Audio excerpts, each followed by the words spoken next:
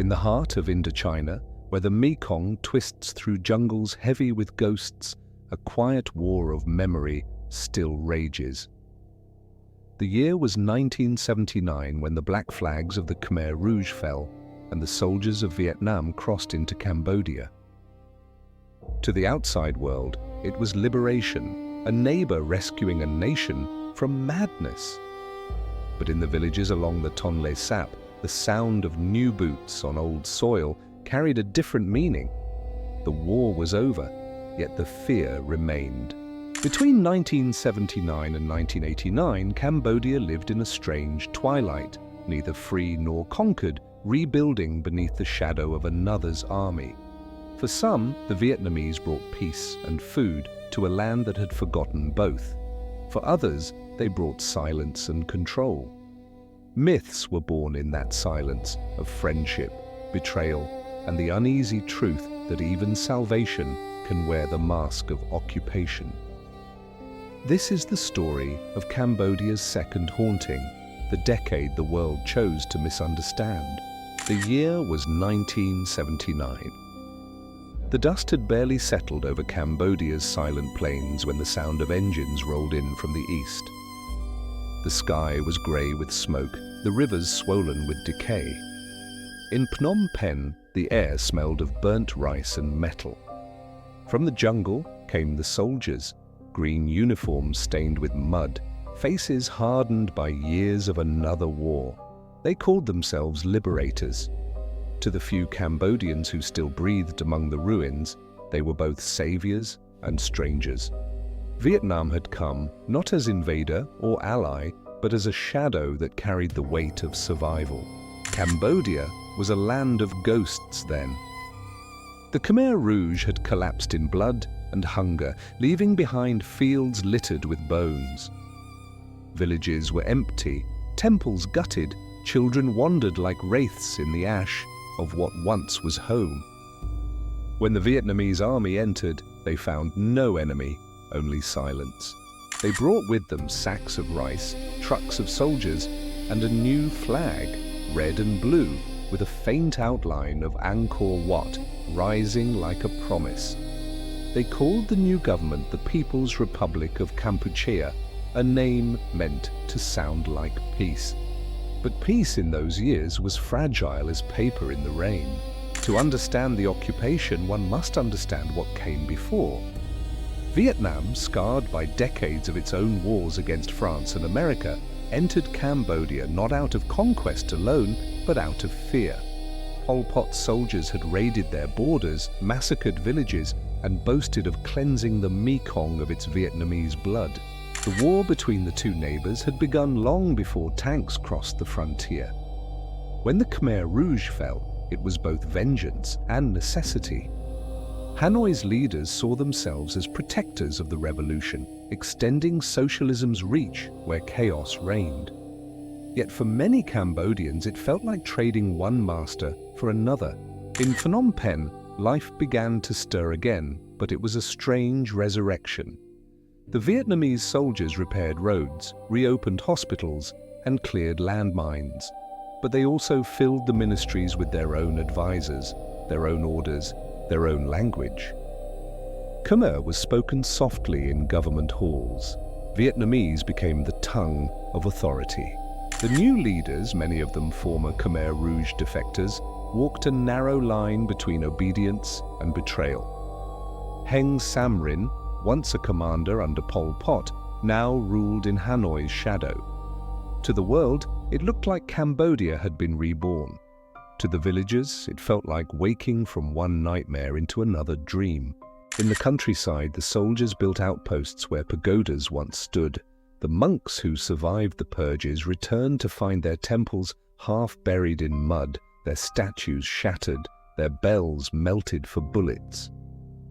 Still, they rebuilt. The monks prayed for the dead, for the missing, and for the soldiers who did not yet know they were lost. Some of the Vietnamese shared their food with the locals, offering salt and medicine in quiet acts of mercy. Others enforced the new order with cold precision. There were reports of looting, of forced labor, of villagers conscripted to build roads under foreign command. In this uneasy balance, Cambodia began to breathe again, but every breath carried the scent of fear. Beyond the capital, the jungle was still alive with resistance.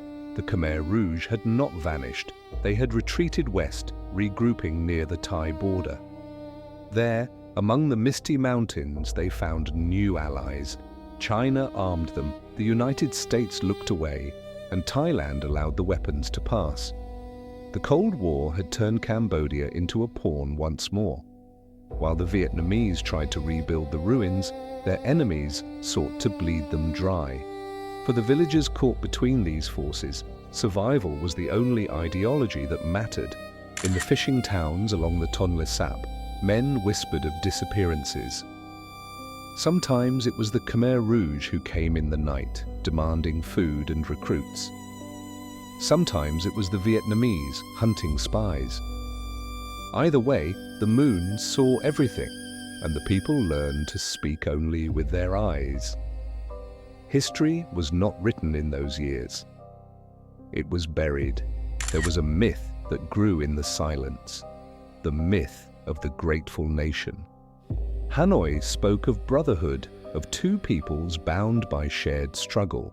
State-run radios played songs of liberation, their melodies echoing through the empty streets of Phnom Penh. The lyrics told of unity, but the voices that sang them trembled.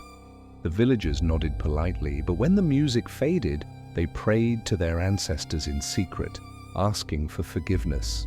Yet not all saw the occupation as chains. Some Cambodians truly believed Vietnam had saved them. For them, the foreign boots on Cambodian soil were not invaders but guardians, standing between them and the return of madness. In the refugee camps along the Thai border, starvation and disease were constant. In the cities under Vietnamese control, there was at least food, medicine, and order. It was not freedom, but it was life. And for a country that had seen death in every direction, life, any life, was worth the cost. As the 1980s deepened, the lines between myth and reality blurred. Vietnamese propaganda spoke of rebuilding socialism, but the soldiers on the ground spoke only of going home. Many were young men, weary from years of war. They wrote letters to their families in Hanoi, telling them of a land filled with sorrow, where the ghosts outnumbered the living. Some fell in love with Cambodian women and stayed. Others disappeared into the jungle, swallowed by the same war that refused to die. By 1985, Cambodia had begun to change again. The fields turned green, markets reopened, children returned to school. But beneath the recovery lay resentment, a quiet ache for sovereignty. The people wanted to believe in peace, yet every temple rebuilt carried the shadow of another flag. The Vietnamese called it solidarity. The Cambodians called it survival. And through it all, Angkor Wat stood in silence. Its towers rose above the jungle, watching another empire breathe across its stones. The monks who returned to its steps said the temple had grown quieter since the wars. They said the spirits that once guarded it had turned their faces away, unwilling to watch what the living had done. When the monsoon rains came, they washed the blood from the carvings, but not from memory. The occupation was not conquest in the old sense. It was something slower, more complicated, a war of endurance fought with silence instead of fire. Vietnam ruled through structure, through bureaucracy, through the slow drip of authority. Yet the Cambodian soul remained untouched beneath it, waiting. In the villages, the old songs returned, sung softly at night. The people began to speak again, cautiously, as though rediscovering their own voices after a long imprisonment. History would later call these years transitional, a time of recovery, but for those who lived through them, they were years of watching soldiers march down sacred roads, watching foreign tongues command ancient temples, watching the land remember and resist all at once. It was a decade when empires shared the same air, when neighbors became both saviors and strangers. And beneath it all, the Cambodian earth listened, patient as ever, holding the truth beneath its silent fields. The 1980s crept through Cambodia like a slow dawn after too long a night. The sound of artillery had faded, but the silence that replaced it was uneasy, like a wound that refused to close. The Vietnamese army remained, a foreign pulse in the heart of a recovering land. In the capital, banners hung over cracked boulevards proclaiming friendship and solidarity. The portraits of new leaders watched from government walls, their eyes steady, their smiles rehearsed. Yet outside the cities, in the endless green of the countryside, the truth was written in smaller, quieter things. The way villagers hesitated before speaking, the way monks bowed a little deeper when soldiers passed, the way the air itself seemed to carry secrets. Life under the occupation was a strange mixture of gratitude and dread. The Vietnamese had restored the roads, reopened schools, and brought back doctors to treat the sick. They rebuilt irrigation canals and repaired the ancient dams, first carved during the age of the Angkor kings. Rice grew again where bones once lay. For a nation that had seen famine devour its children, this rebirth felt like a miracle. But miracles in Cambodia always came with ghosts. Each harvest unearthed fragments of the dead, skulls, bracelets, and the rusted remains of war. The people learned to live beside their memories, to bow to both the living and the lost. The new Cambodian leaders, guided by Hanoi, spoke of socialism and brotherhood, of the people's revolution reborn. But behind the speeches was a quiet dependency. Every law, every shipment of food, every coin in the treasury came from Vietnam. To question this was dangerous. The local police, trained by Vietnamese officers, watched for whispers of dissent. Meetings were held in village halls where portraits of Ho Chi Minh and Heng Samrin hung side by side, an uneasy pairing of history and hierarchy. Teachers rewrote lessons to fit the new order, yet the children, in their hearts, still recited the old prayers at night, whispering names their parents dared not say aloud. The Khmer Rouge, though defeated, had not vanished. From sanctuaries across the Thai border, they began to rebuild. Funded and armed by China and indirectly tolerated by the West, their insurgency turned the countryside into a maze of fear. Landmines multiplied across rice fields. Ambushes struck along jungle roads. To the Vietnamese, this was a continuation of their war. To the Cambodians, it was a curse that refused to die. The people were trapped between two terrors, one wearing the face of the past, the other the uniform of protection. In villages near Battambang and Siem Reap, nights were spent listening for footsteps. The rebels came to demand food and allegiance. The soldiers came to demand loyalty to the state. Both claimed to fight for Cambodia. Neither brought peace. Those who refused to choose were taken by the darkness, their names whispered only at funerals without bodies. Yet within this shadowed existence, life found a way to return. Markets reopened, fishermen returned to the rivers, monks once again donned saffron robes, though many temples now housed Vietnamese officers alongside the monks. The boundaries between the sacred and the political blurred. The morning bells rang, not just for prayer, but as signals to patrols that the day had begun safely. By 1984, Hanoi realized the occupation could not last forever. The cost was immense. Thousands of Vietnamese soldiers lay buried in Cambodian soil, victims of malaria, ambushes, and the exhaustion of endless vigilance. The war that had begun as liberation was bleeding them dry. But pulling out too soon meant chaos. Staying meant resentment. Hanoi chose to entrench. Propaganda posters showed Vietnamese doctors treating Cambodian children, soldiers helping rebuild homes. Some of these images were true, others hid harsher realities: forced conscription, resource extraction, and the quiet dismantling of Cambodia's independence. But history rarely deals in absolutes. To many Cambodians, the occupation was not simply oppression, it was the bridge between annihilation and recovery. They could not love it, but they could not yet survive without it. The outside world saw things differently.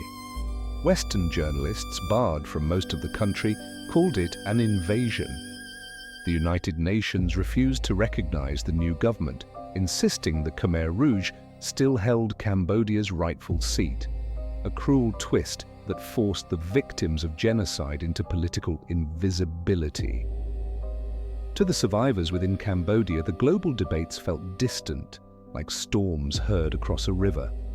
They cared little for politics, they cared only for rain, rice, and the fragile chance to bury their dead properly. As the decade waned, change began to whisper again. The Soviet Union, Vietnam's lifeline, began to crumble under its own weight. The Cold War's grip loosened, and with it, Hanoi's resolve. Negotiations flickered in the background, quiet meetings in Bangkok and Paris where diplomats spoke in careful tones about transition and withdrawal. In the villages, few believed it. Occupations do not end with speeches, they end with silence. By 1989, the withdrawal began. Columns of Vietnamese trucks rolled eastward through the monsoon rain, their wheels cutting tracks through the same mud they had once conquered. Children watched from doorways as the soldiers passed, unsure whether to cheer or hide. Some villagers brought offerings of fruit and incense, others spat into the earth. For 10 years, these men had been both protectors and oppressors, ghosts and guardians. Now they were leaving, taking their flags and their songs with them, leaving behind a land scarred but breathing.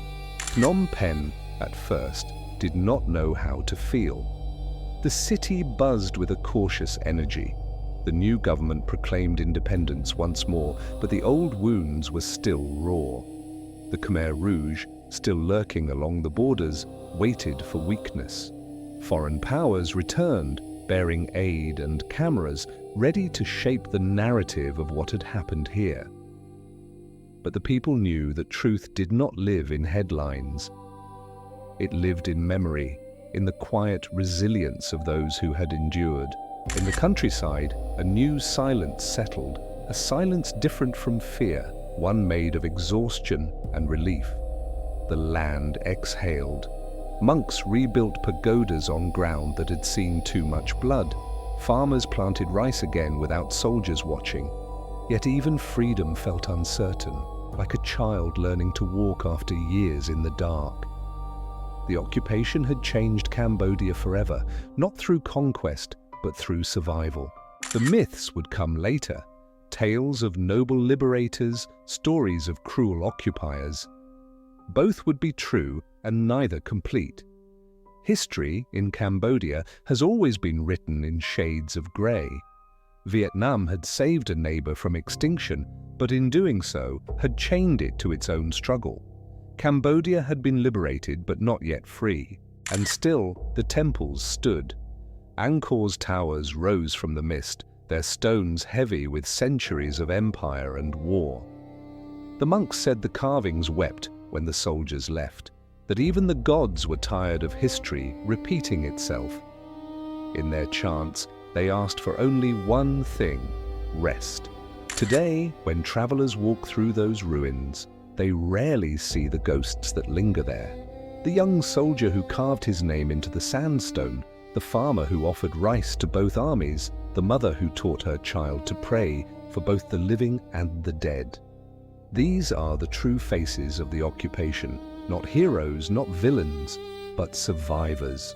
And as the sun sinks over the Mekong, its reflection turning the water red and gold, the land seems to breathe again. The past does not vanish. It waits beneath the soil, whispering its lessons to anyone who dares to listen. Because in Cambodia, history never ends. It only changes its uniform. Until next time, stay safe and see you in the next history.